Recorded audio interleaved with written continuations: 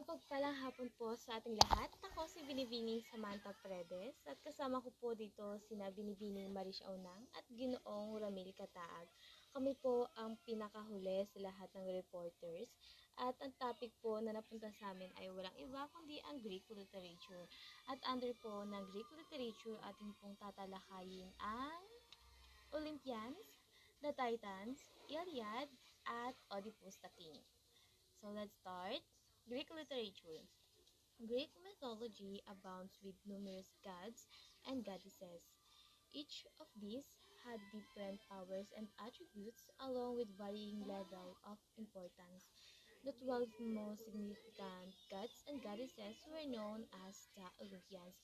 So, bago po tayo dumako sa mga gods and goddesses, no, ano bang meron sa sining o sa literature ng Greek? Well, ang literature lang naman po ng Greek ay malaki ang naging impluwensya sa bansa ng Europia at ng Amerika. Ang kanilang napaka-organisadong lipunan pagdating sa politika, sa hustisya, pati na rin sa sining, yung mga mitolohiya, ang naging pangunahing pinagmulan ng inspirasyon. So, dahil sa napakayaman nila, no, naging sa mga ganong antas ay naging inspirasyon sila ng ibang bansa. So, next is Olympians. Ano nga bang Olympians? Well, dito lang naman natin malalaman kung sino yung mga 12 gods and goddesses, yung mga matataas sa lahat ng gods, at sila po ay second generation. Bakit second generation? Well, ang first generation ay tatalakayin po ni Binibining Marish Aunang, kaya mag-focus muna tayo sa Olympians. At tinawag po silang Olympians dahil sila po ay matatagpuan sa Mount Olympus.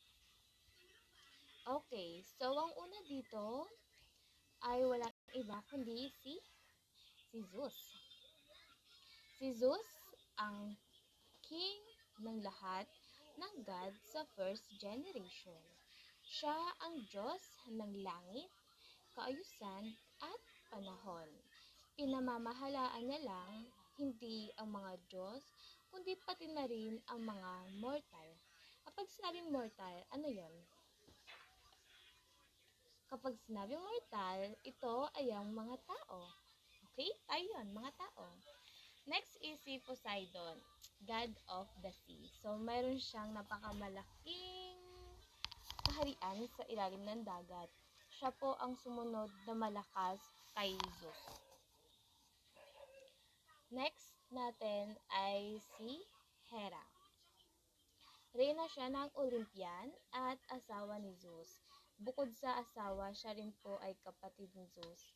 Siya ang diyosa ng mga kababaihan, ng panganganak at ng pag-aasawa.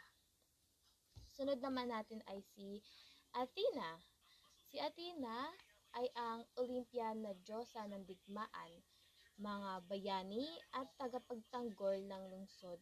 Kilala rin siya bilang diyosa ng palayok. So, next natin ay si Ares.